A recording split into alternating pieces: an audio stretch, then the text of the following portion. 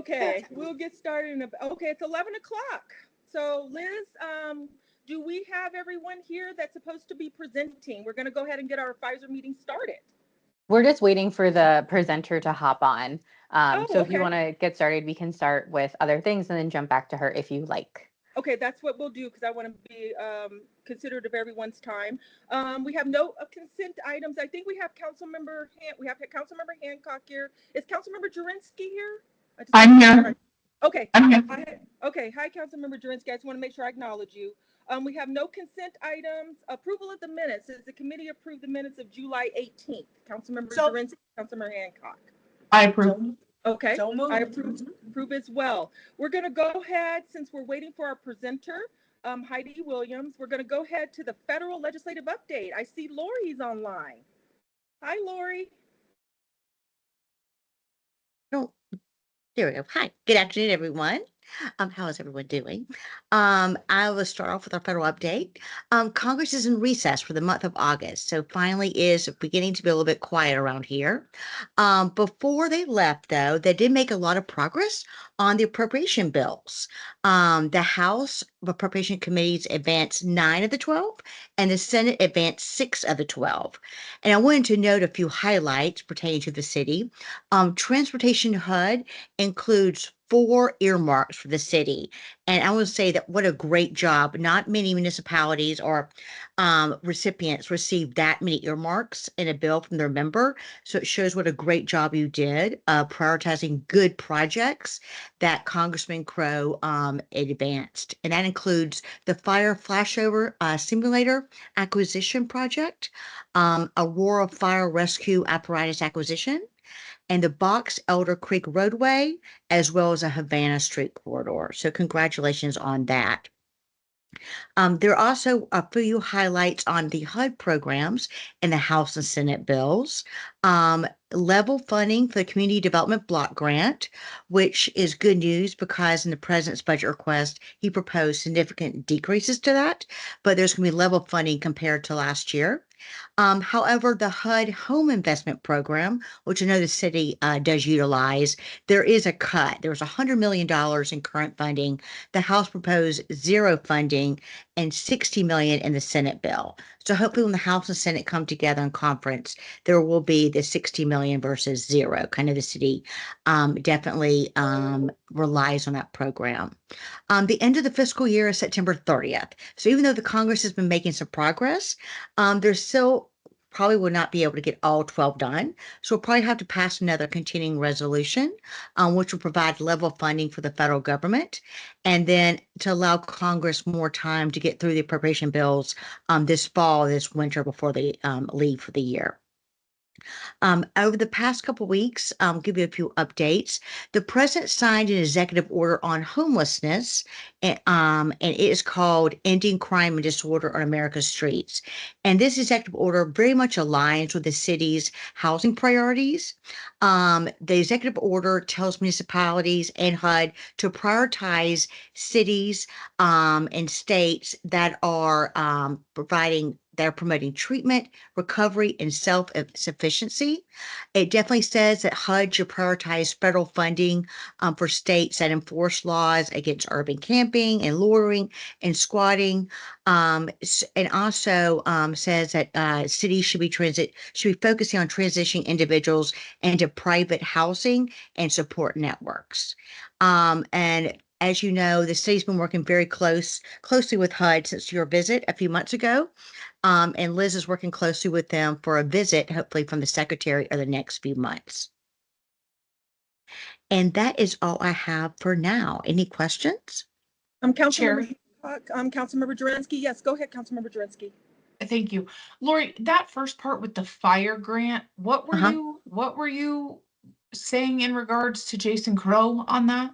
Oh, so Congressman, the appropriation committees allow House members and senators to advance projects for cities. It's called congressionally directed spending.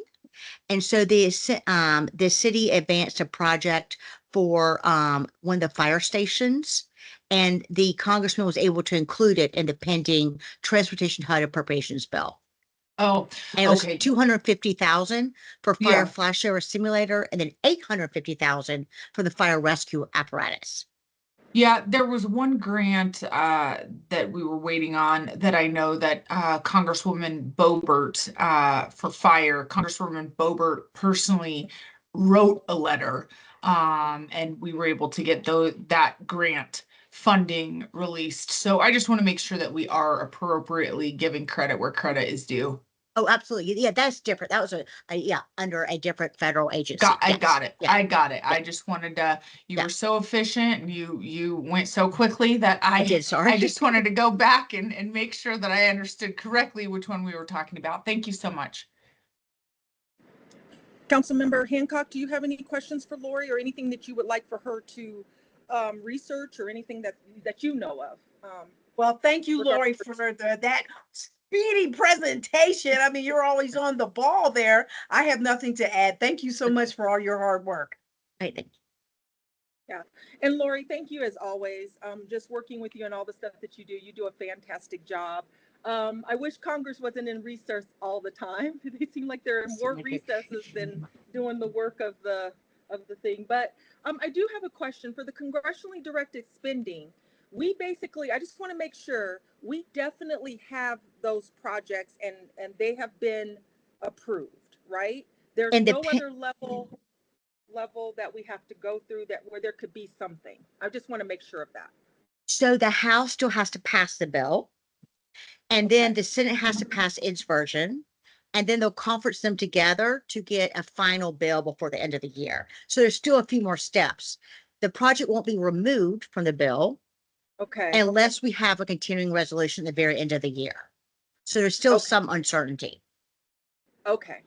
I just want to make sure that that's kind of out there because, you know, that there's a little bit of uncertainty, Yes. but we're probably going to get the projects, but I don't want the public just to say we're going to get these because we've still got some hoops to go through. So I just want to be as transparent as we can. Yeah, Councilmember Hancock.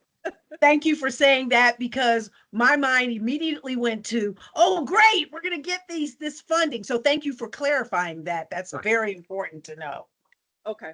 All right. Thank you so much, Lori, Thank for you. your presentation, and we'll hope to see you soon. Thank you. Have a good weekend. Okay. We do have our main presenter online, Heidi Williams. Heidi, are you here? Heidi is the president and CEO of the Civic Results, executive director of the Metro Mayor's Caucus, and she was the former mayor of Thornton. So Heidi, we're going to go ahead and let Heidi go ahead and present, if that's okay, Peggy. She was supposed to go first, but okay. Heidi? Hi, how are you? How are you? Good, thank you. Yeah, I'm in Trinidad, hosting a leadership academy, so it's been a little bit of a whirlwind today, but thank you for having me. Liz so graciously asked me to talk a little bit about Civic Results and the Metro Mayor's Caucus and kind of the regional collaboration that's been going on in the Denver region for a very, very long time. I was blessed to be a chair of Metro Mayor's Caucus in 2015. I worked really closely with Mayor Hogan when he was still with us. We served together almost my full term. And so anyway, really happy to be here. I'm going to share my screen and just go through a quick slideshow. Hopefully we won't bore you to tears here. But let me there we go. So we're a mighty team of two, although we just added a part-time person permanently to our staff. So we're doing a lot of work. Civic Results is the nonprofit arm of these great programs that we have, Metro Mayor's Caucus being one of them. We have the Municipal Leadership Academy. It used to be mayors. I didn't fix this, but we've extended that to city council members now. We are putting together through our Future Housing Coalition a toolkit to address missing middle housing, which you all will be able to have access to once it's done. And then we're doing a series called Bridging the Gap, just really building relationships among local government and stakeholder groups. So keep an eye out for those invitations as well. I think really Liz wanted me to talk about the Metro Mayor's Caucus. We were founded in 1993 to collaborate on regional issues. So we've been around for over 30 years. Started out with about 8 mayors, including Mayor Webb, in 1993, but has grown to the full 7-county region, 38 metro area mayors. It's a voluntary organization, so the mayors and the cities do pay dues to belong to MMC, and I think most of the mayors find it to be a valuable, sometimes therapy session, sometimes, work session, sometimes, great peer learning. What'd you do about this, or how did you handle that? We work on some primary regional issues such as transportation and transit. We work on housing, homelessness, hunger, sustainability, resiliency, and then we do track legislation and other top issues as they arise. You might remember that Mayor Kaufman brought to us the car theft issue and a couple of other issues of public safety concern, and we worked on those as a region to, get legislation passed. We worked really hard and were instrumental in fast tracks getting passed. We work really closely with the SCFD, the Scientific Cultural Facilities District, whenever their tax increase comes up. So we really do work on initiatives that are regional in nature, but also in some cases statewide. Our Sustainability and Resiliency Committee used to be the Water Committee, and then it's expanded over time to include other sustainability initiatives that municipalities can lean into. I'm going to skip over our other programs, but if you have questions about that, I'm always happy to answer. Some of our other priorities that we've worked on since '93, affordable and workforce housing. Let's see, health and wellness was one of the things that brought us together. Another public safety initiative that happened in '93 when we started was youth violent crimes and how to kind of mitigate that. So we've worked on a number of issues that really vary depending on the time of year or the time of day sometimes. Currently, I'm getting ready to send out a press release to express our disappointment in Governor Polis's executive order, stating that they're going to start prioritizing the cities who have, are in compliance with the land use bills. And I also recently did a press release and a letter to the PUC asking them to consider voting for the expansion of the Excel grid. And so we really do work on those things that are a priority and are pretty nimble in how we can respond to that. So I think I already talked about some of this. Housing initiatives, we've done several different initiatives where we've gotten our cities to chip in to help pay for down payment assistance programs, landlord vouchers.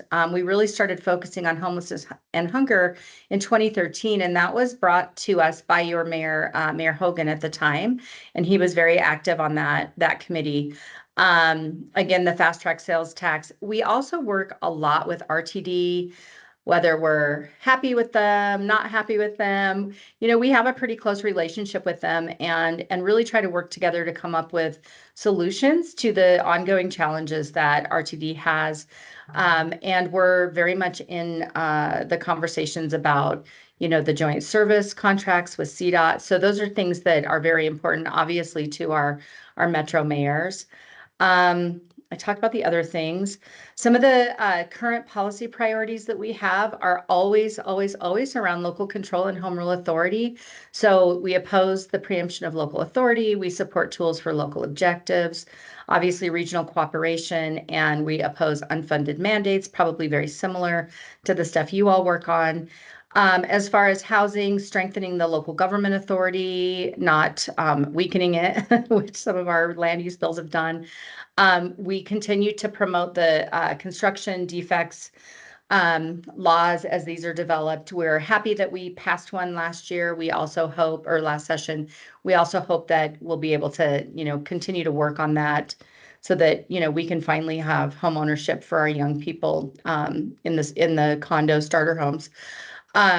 We support the creation and expansion of housing tax credits and innovation to increase middle housing. And then, you know, we're always looking at how can we improve Colorado's fiscal health. We've taken positions on Tabor initiatives, Gallagher initiatives, you know, all the things. So as things come up, we evaluate those as a caucus and decide if we want to take a position.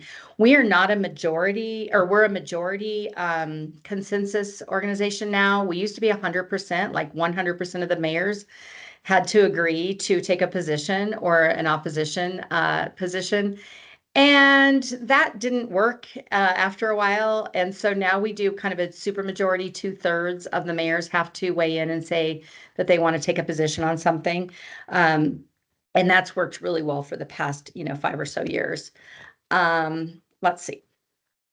And I talked a little bit about sustainability. I think the big thing is always going to be water conservation and efficiency.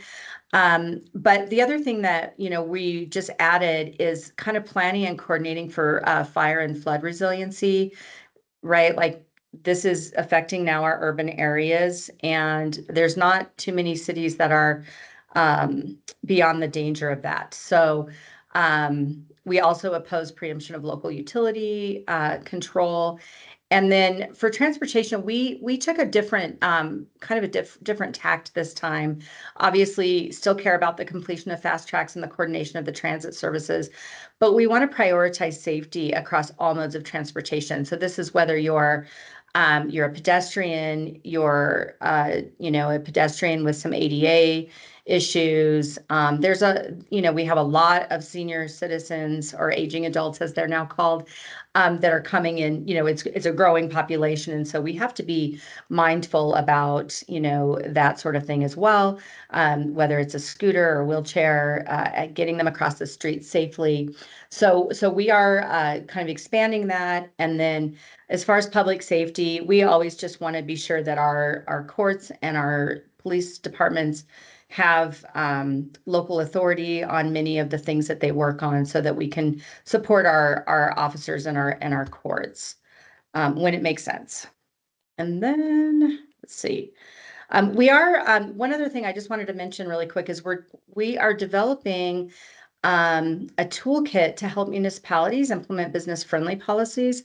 So we created VIBE, the Vitality and Business Economy Committee. It's not even really a committee, it's a task force, because we think we can work really closely with our chambers of commerce, our developer partners, obviously our municipal staffers, and others, to create a toolkit that really just helps local governments have a menu of options of things that might make their municipality more business friendly.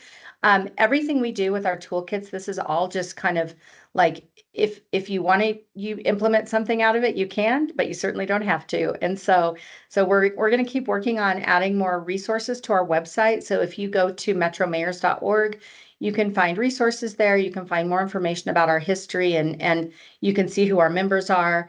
We're a pretty robust organization, and we like to help out where we can. So always happy to help support Aurora initiatives when it makes sense. And I think, whoops, I went way wrong. Yes, that's all I had. So I'll stop sharing my screen. Thank you so much, Heidi. I'm going to start with the members of the committee. Councilmember Hancock, Councilmember Jurinsky, I'll go ahead and start with either of you. Do you have questions, comments about Heidi's presentation?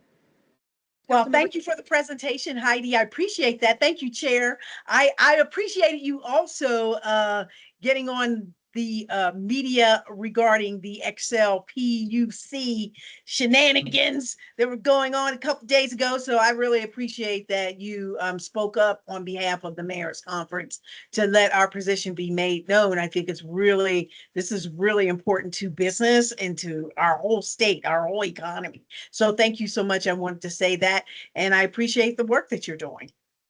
Thank you. Councilmember Jurinsky, do you have any comments or questions for Heidi? Just a comment. Thank you, Chair. Heidi, also from me, thank you very much for the work that you are doing. And I didn't realize that it was originally started by Mayor Webb. I met him when after the old Frontier went down, and then Frontier Airlines came back in the early 90s. I was a part of the ribbon cutting ceremony with him out at the airport to bring that back. Really nice guy. So yeah, happy to see the bipartisanship and happy to see the work that you're doing. Yeah. Thank you, Councilmember. And yeah, this is absolutely bipartisan, or I should say nonpartisan. We really don't get into issues that are partisan. If somebody brings something to me and it even smells a little bit like it might be political, we just don't bring it up. The issues we work on are absolutely regional in nature and so important to the work that we're doing. Homelessness and housing and transit, that stuff is not, people don't care if they're in the city of Aurora or Denver or Northglenn or Thornton, they just want to be able to do the things they need to do to survive. And so that's why this caucus started and really has had the staying power for all of these years. So I'm really proud to do this work. Yeah. And for me, Heidi, thank you so much for coming to present. I appreciate all the work that you're doing. Thank you for being a partner. I mean, in terms of the construction defects, I know we have a long way to go on that. And I guess I just have one question. How does the caucus set their legislative agenda or what they're going to do? Is it brought forth by the concerns of different mayors from different cities, and then you guys talk about that, of what you're going to probably take positions on at the legislature? Yeah, it's a little twofold, I guess. We do meet in January. We have an all-day retreat. And we get together, all of our mayors. We usually have pretty good attendance, usually about 30. Your mayor does attend as well. Mayor Johnston has been in attendance the last couple of years as well. So it's really about kind of doing breakout groups and sitting down and saying, do these things still make sense? And I just started running the organization 2 years ago. So this year we kind of took a red pen to our policies because they were a little dated, and really tried to update those and make those relevant. And then if an issue comes up, I have some guidelines on like, okay, this legislative session, this policy came up. I look at our policies, but if it doesn't kind of fit anywhere, I go to the executive committee if I think it's something we should probably be looking at, and our executive committee makes the call. However, generally speaking, I try to weigh in from all the mayors because, we have 9 on our executive committee, and that's great in a pinch. But if I have the time, I do go to the full caucus and try to get that supermajority to weigh in on legislation before we take a position. Okay. Well, thank you for explaining that.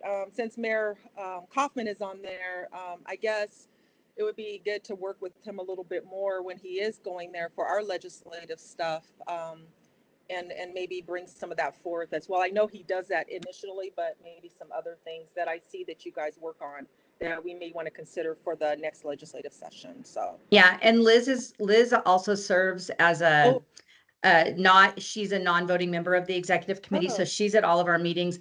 The way the Metro Mayor's Caucus was set up back in the day was that the Denver and Aurora mayor could not serve on the executive committee or be the chair, in order to give the voice to the smaller communities. Right. But we have Liz on behalf of Mayor Kaufman, and we have Adam Paul on behalf of Mayor Johnston at the table so that your voices are heard. So certainly connect with Liz if you have any questions or want anything to be known to the caucus as well.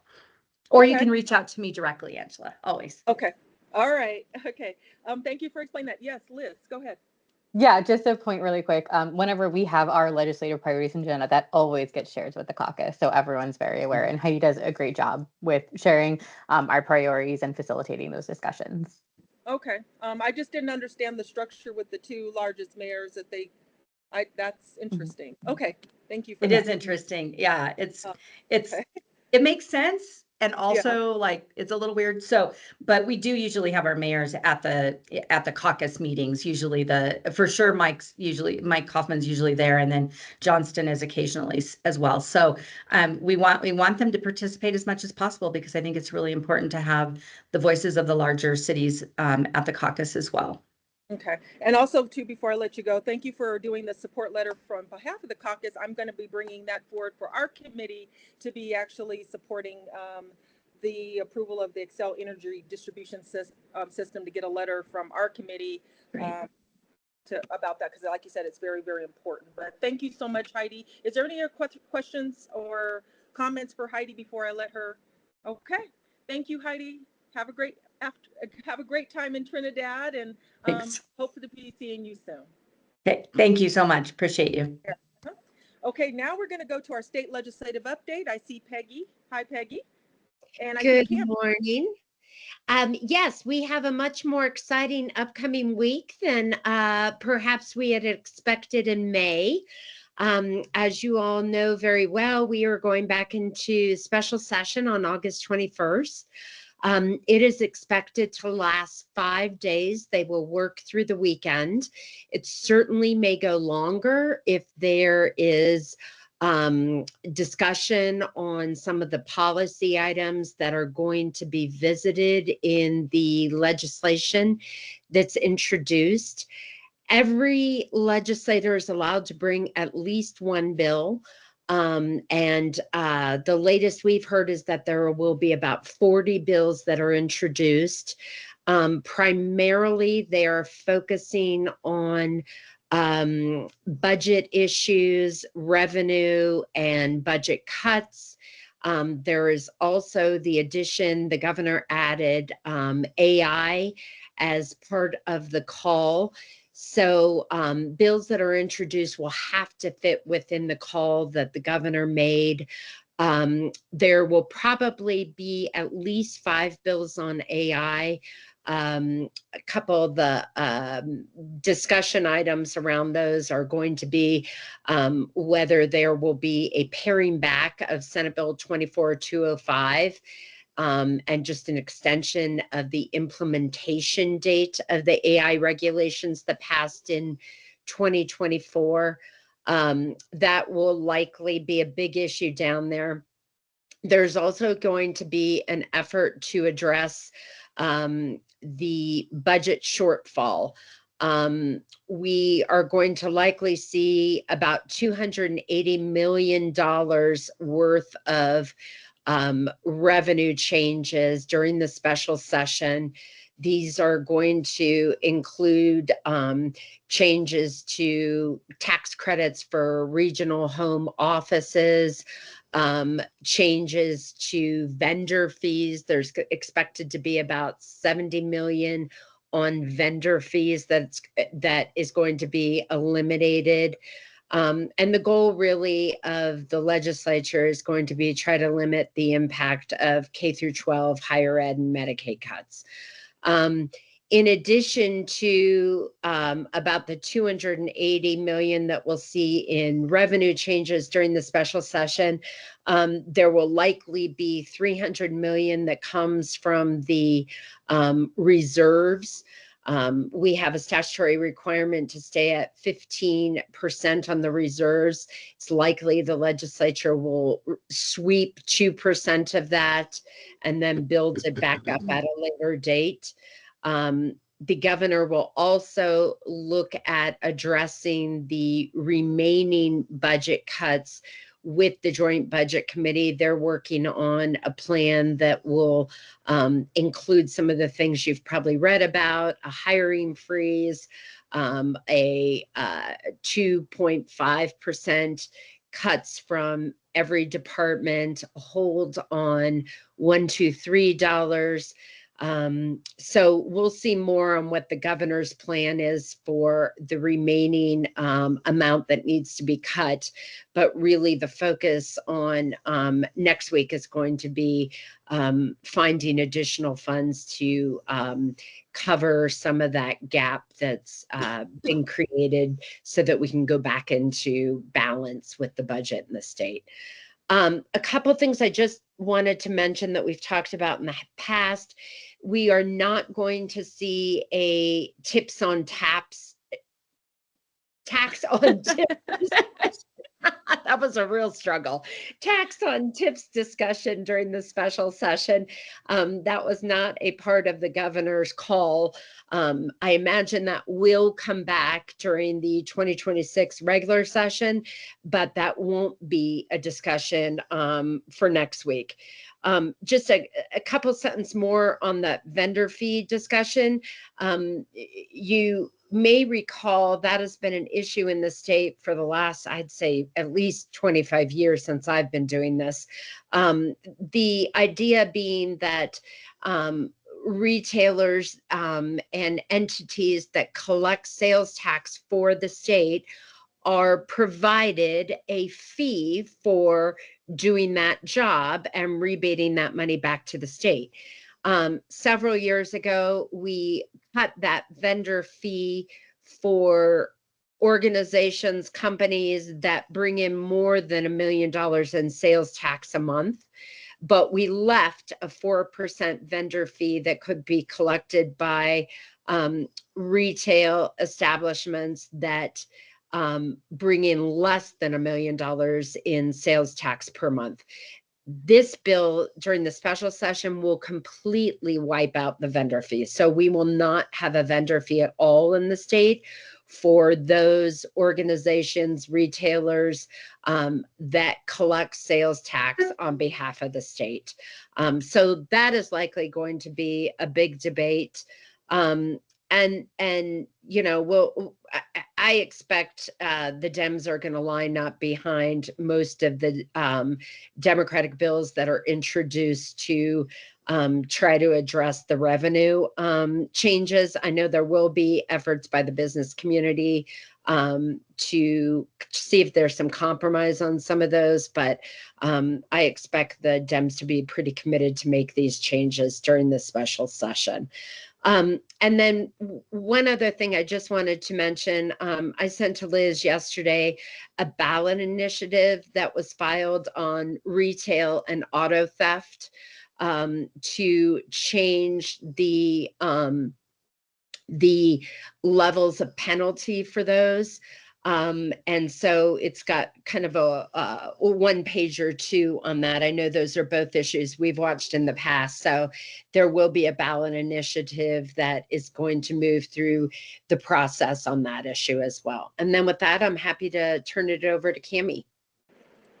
Hi, just a brief update. Thanks, Peggy. Aurora's Big Beautiful Vehicle Registration Bill went into effect on August 6th, so that's exciting. We have also gotten word that the Northwest Parkway group is drafting a letter to encourage their police officers to begin enforcing the law, so I think that's encouraging. Once we get a hold of that letter, once it's finalized, we will share that. Couple of the interim committees, we're still waiting for transportation. The TLRC is supposed to start in September, so we will, of course, be watching that closely and we'll send notes. And then the Legislative Oversight Committee concerning treatment of persons with behavioral health disorders has been meeting. I expect that they're going to have draft legislation bills to be contemplated, so we'll be sure to share those with Liz. I think a lot of their work has been centered primarily around the youth offender services space. So I did send Liz notes from the first meeting because I know that Councilmember Hancock was especially interested in that. So that is my update. I'm happy to answer any questions. Well, a lot. Councilmember Hancock and Councilmember Jurinsky, I'll go ahead and start with both of you. Questions and comments for Cammie and Peggy. Yes, Chair, may I? Yes. Okay, so to what you just mentioned, under that last piece of legislation that will be proposed, will part of that, aside from the youth piece, will it be any part of that deal with involuntary hospitalization or anything of that nature when dealing with those folks? Not to my knowledge, but I will follow up with you and double check on that. Okay, because the reason why I had asked, because I know it's a public safety issue as well. When folks are in the place where they're not on their meds, they're a danger to the public and themselves. And I noticed some similar legislation is looking at back east, that they're looking to do the same thing with involuntary hospitalization for people who refuse to comply with taking their medications and therefore are a hazard to the community. So if you could keep me informed on that, that would be great. And thank you very much for your reports, ladies.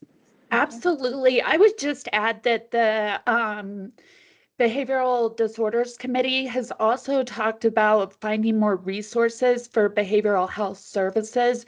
Now, that can be a challenge just given our current budget situation, obviously. So I think we'll gain more clarity, as we get through special session and they start debating and really honing in on the bill drafts. But I will definitely keep you abreast and follow up with you, council member. That'd be great. It's an interesting conundrum we find ourselves in because, you find a person who is a danger to themselves and to the public. So if they commit a crime, then they end up in jail. So we're spending resources for that, where you can probably, mitigate that by getting them the treatment that they need so they don't have to go to jail. We're kind of in a weird, yeah, we're in a weird conundrum here and trying to make sure people are well cared for and our city is safe, but folks are taken care of and dealt with in a respectful, really reasonable and rational manner. So yeah. And I totally agree with that. I think that, the committee is also doing good work about addressing some archaic language in statute. Right to your point, that, we need to be looking at the root of the problem, not, ignoring it or turning a blind eye to it. So we'll definitely keep you abreast. Thank you. I appreciate that. Of course. Councilmember Jurinsky. I don't have anything. Thank you for what you guys are doing. Yeah. So thank you for all you guys are doing. I do want to bring up something that I do want to keep abreast of. So one of our colleagues sits on the opioid committee, and I was talking to her yesterday, and I know that this committee took a position of oppose for the injection sites, which I'm glad we did, because what I see in Denver, and I know we have a site here in the Arapahoe County area, but there were some things that she told me that there was a bill, and I wish we would have captured it, wherein these individuals, I guess the legislature said that they could have glass pipes and all these different things at these sites that they could give out at these sites. And I don't know what bill it is. She gave me the bill number. It was in 2024. And I really wish we would have took a position on that. I don't know. I don't think it was part of the injection sites, but there was something that the legislature passed out wherein they could they're giving out glass pipes at these places or whatever they're doing these reductions for these opioids, for the fentanyl stuff. Do you guys remember that bill where their legislature actually approved something where they could have these things? That was not part of the You said you injection have the bill number? No, I'll get it to you, but this is just my point. I would like to keep abreast of these things. We do have an opioid committee, but some of these things that are part of the opioid money, which I know that's a different thing, I want to make sure that we're kind of doing some if there's any kind of legislation that comes up regarding the injection sites, regarding what they're trying to do with the fentanyl, and then giving some of these injection sites these things, I want to make sure that this committee is abreast of those things. I do think that there is a nexus.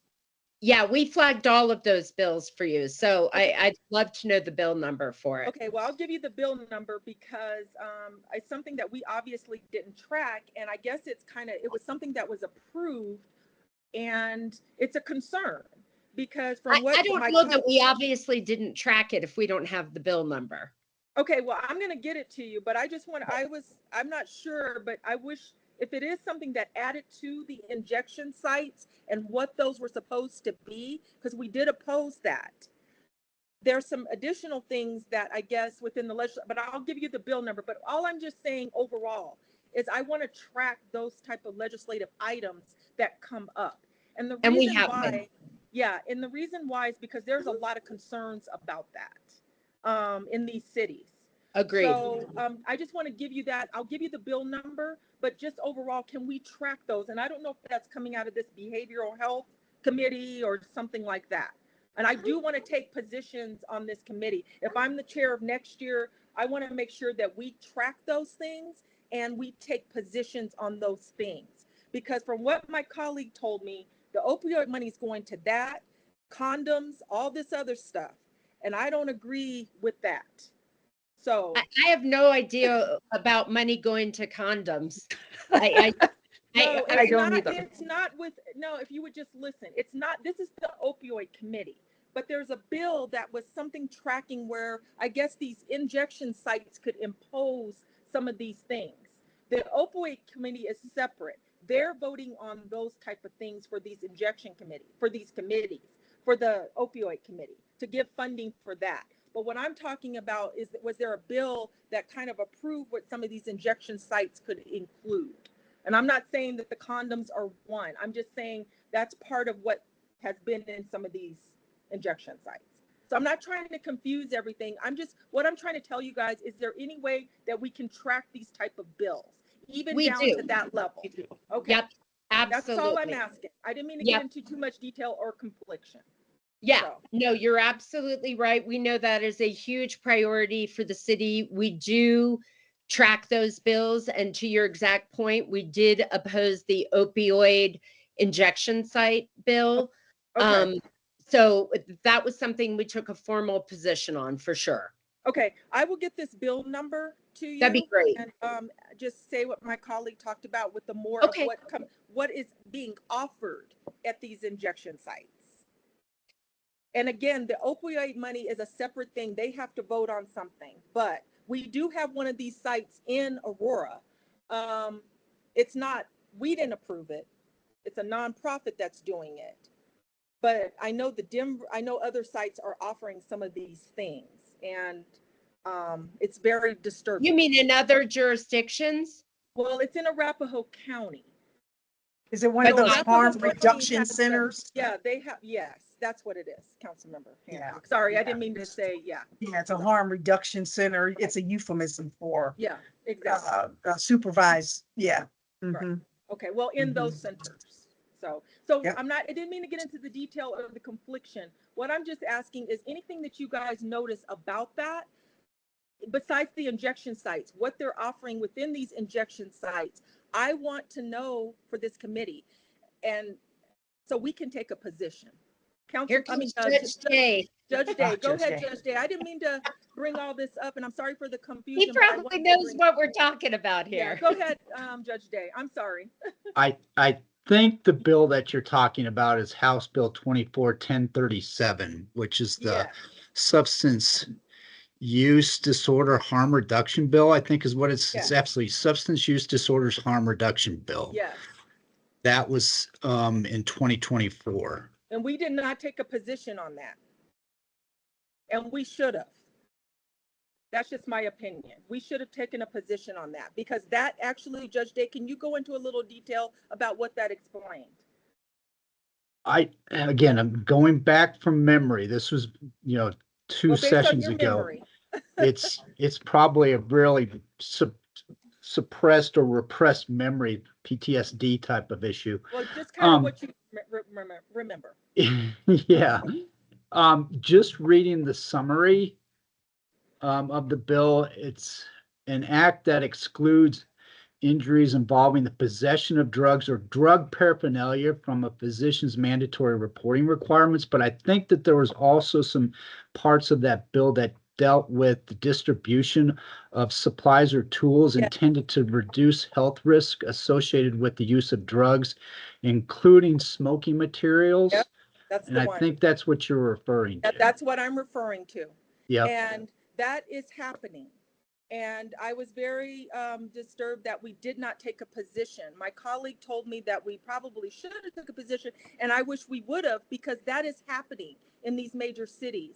And that's what I'm talking about. These glass pipes and all this stuff is being distributed at these reduction harm facilities.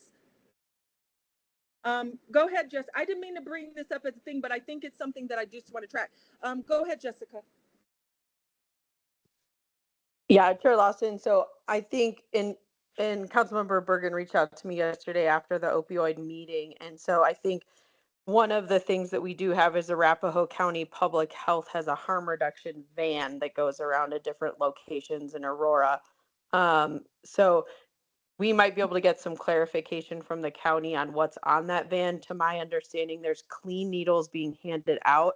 There's no actual supervised injection going on associated with that program. There are things like condoms handed out from that van. It's a harm reduction van through the health department.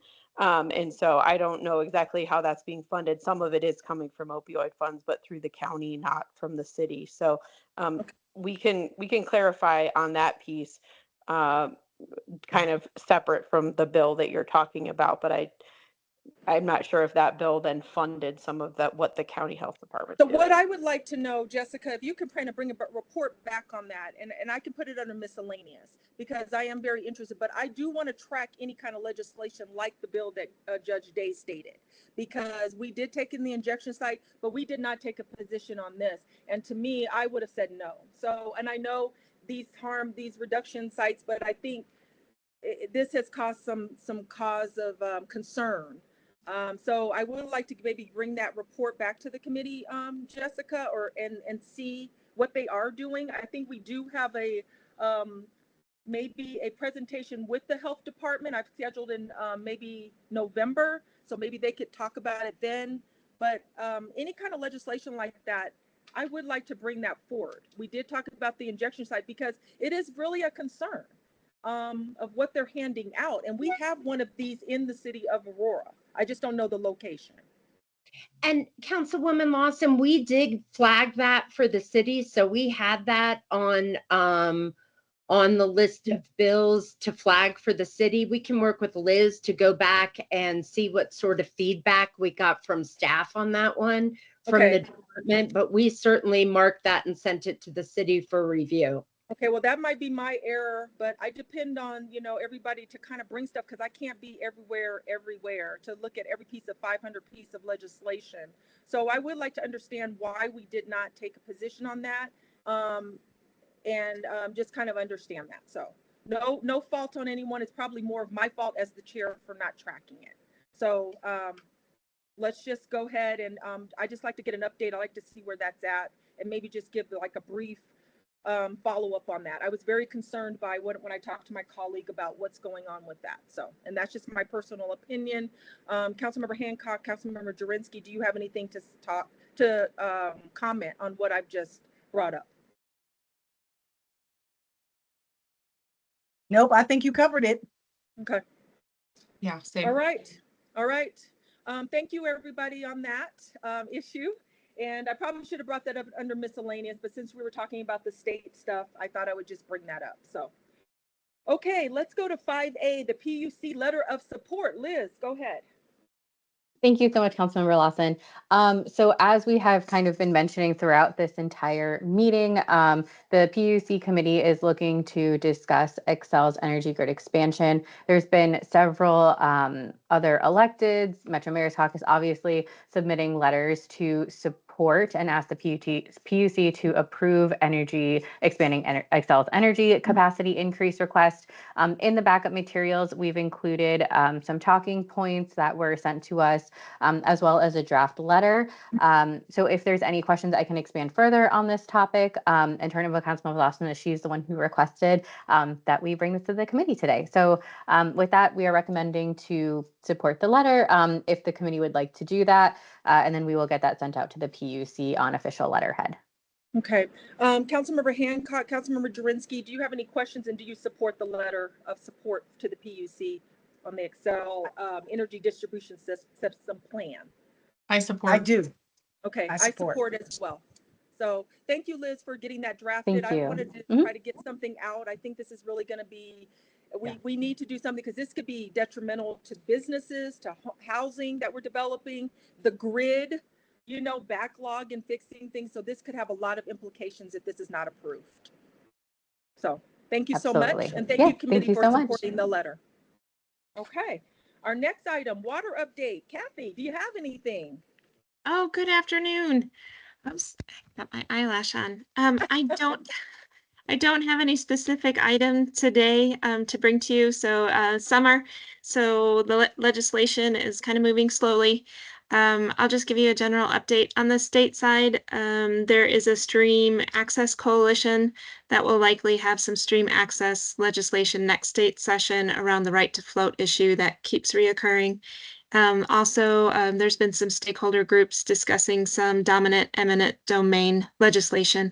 And so I've shared what I know with that with the city attorney's office and with our public works real property. On the federal side, we're watching the appropriations along with everybody else and watching for those grant opportunities. And so Water Smart is still on pause, but there is a new grant opportunity for EPA as an example that we're going after. So that's my update. Oh, as well as the water tour in 2 weeks. Okay. All right. Is there any questions for Kathy from the committee? Okay. Thank you, Kathy. There's nothing from me as well. So thank you very much. Any miscellaneous matters for consideration from the committee members or anybody who is on this Zoom? Councilmember Hancock, Councilmember Jurinsky. Nothing for me today. Okay, I see Chief Hildebrand. Yes, hi. I wanted to bring up something, and I don't recall because I was filling in for some of these advisor meetings. I know Chief Jewell was on some of these. We were kind of going back and forth, but there's a Senate Bill 25-205, and for whatever reason, it doesn't ring a bell with me, but somebody brought it to my attention that this is something that's going into effect July 1st of 2026, and essentially all FFLs will now have to do serial number checks through the local police department on any gun that's sold. One, it's a significant burden on the PD to do these checks. Plus, I don't care for the police department to be involved in this process anyway. But I just want to know if this was on, Liz, was this on your rate? Was this one that came through that maybe just I wasn't, didn't catch as it came through? Liz? Yep, sorry, I'm right here. I'm looking and referring to back to what the act was. I can go back into the system to check it out for you and we can connect offline. Yeah, we can do that offline. I just wanted to bring it to the attention because this is one, it doesn't go into effect till next year, but it is going to be some sort of burden on the police department because it mandates every FFL for any gun sold must contact the municipal police department and have the serial number checked for, if it's essentially to see if it's involved in any investigations, if it's lost, stolen, some of that stuff, I just don't know why that's being pushed into the local police departments to do that. Why not CBI? And I don't know if there's any recourse at this point, but Liz, let's talk offline about it because I just want to put on everyone's radar that it's a concern for us for next year. Yeah, and Chief, I'm sorry, I don't quite remember that bill, but I'll let Liz, I'll defer to Liz on that. Peggy, go ahead. Yeah, I was just going to say, I'm looking at the list of bills and we did flag that for you, Chief. I'm happy to go back and look. I don't think I received any feedback, but Liz may have gotten some feedback on that. Okay, so let me just do kind of a process. I'm not sure, I'm the chair of the committee this year. The mayor pro tem votes for chair of next year, but it might be good to actually I know we do the tracker, to maybe get the tracker over to these departments so they can actually see what is important or impacting the different departments. Because again, we're relying on, our staff and our government affairs and the different departments to say, hey, this is something you need to flag. I can't be everywhere. I'm tracking stuff myself, but we're going to have to do a little bit better because we missed out on this. I don't remember this bill. I don't know if the committee members remember it because I definitely know we would have took a position, Chief. So I'm just asking if we can maybe think about over this summer, before the next legislation, how we can get, no matter if it's a nexus to the city or whatever, to get these lists to the different departments and have them look at everything. that's going to be impactful. Is that something that we can think about, Liz, or if there's any ideas from the committee? Because obviously it looks like we've missed a couple things in my thought right now. So Chair. Yeah. Okay, just give me 1 second. Councilmember Jurinsky. Thank you, Chair. One idea that I had, you know, what we could do too is like, because this is my 4th year on the Pfizer committee. I certainly don't remember this bill. I would have opposed this bill. Maybe what we can do is when it comes to public safety bills, maybe to take a load off of your plate, Chair, maybe send some of those to the chair of the Public Safety Committee also, and just kind of start dividing it up by committees. You know, on council, I don't know necessarily. I mean, we can try to divvy it out to all of the different departments. I don't know if they'll get lost in the departments. I don't know with city staff, but maybe looking at them and categorizing them, transportation, public safety, water, stuff like that. Maybe something we could do, Chair. Like I said, this is my 4th year on this committee, so you know, just my insight. Maybe we bring in some chairs from the other committees to try and help you, you know, and if we see something that needs to be flagged, you know, as the chair of the Public Safety Committee, you know, currently this year, obviously things could change next year, but, you know, I could say, hey, Chair, you know, these public safety legislation items are coming forward. I would like to, you know, take a vote on them or something like that. You know, anything with development, anything with transportation, just our different committees, maybe as a thought I have. Yeah, and I think that's a good idea. That's a good idea. Councilmember Jurinsky, I think that is good because maybe we can capture, because a lot of this is the accountability is on me because I feel bad that we didn't capture that. But I'm relying. I mean, you know, this is not my full-time job. You know, nobody's blaming you either. Yeah, I think it's just something that slipped by because I don't remember seeing it this past year either. And now it's signed into law as of June the 2nd.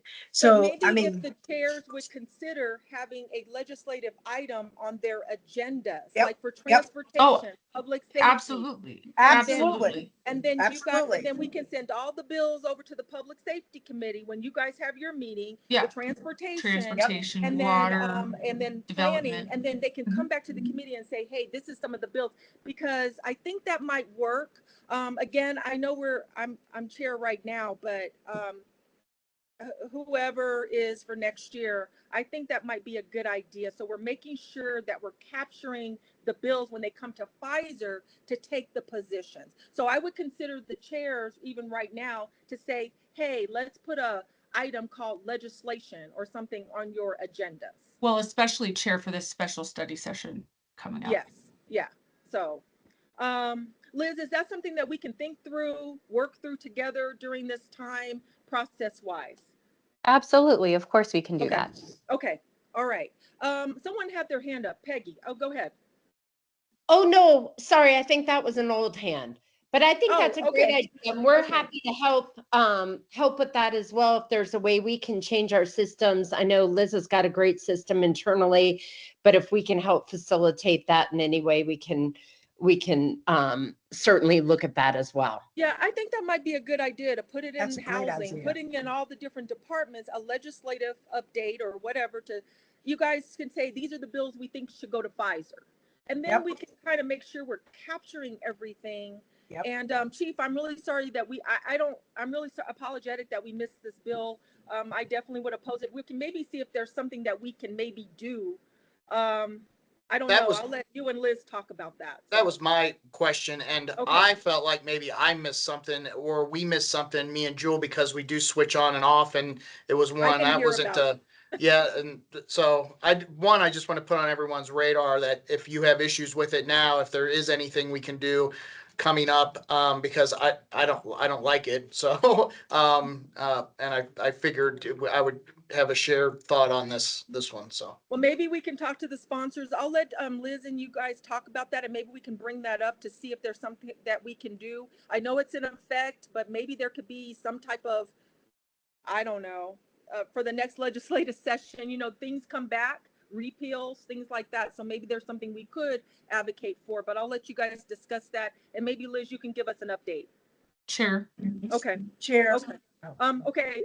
Who's speaking? Okay, let me Jurinsky. start with Jurinsky was first. Councilmember Jurinsky. Go ahead, Councilmember Jurinsky. Chair, one thought that I do have is we could potentially seek out sponsors for the next legislative session. Maybe Liz, you could start talking to some legislators, and maybe we just bring a counter bill.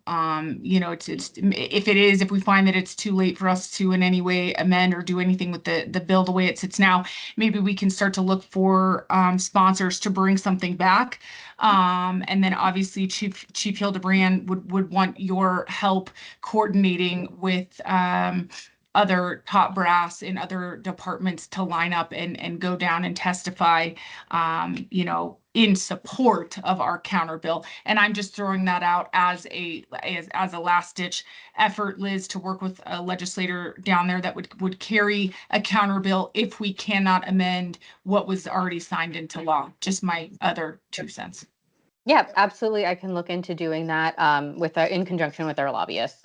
Okay, that sounds good. Good, Yep, good advice. and I'm absolutely on board as well. Okay, that's a good plan.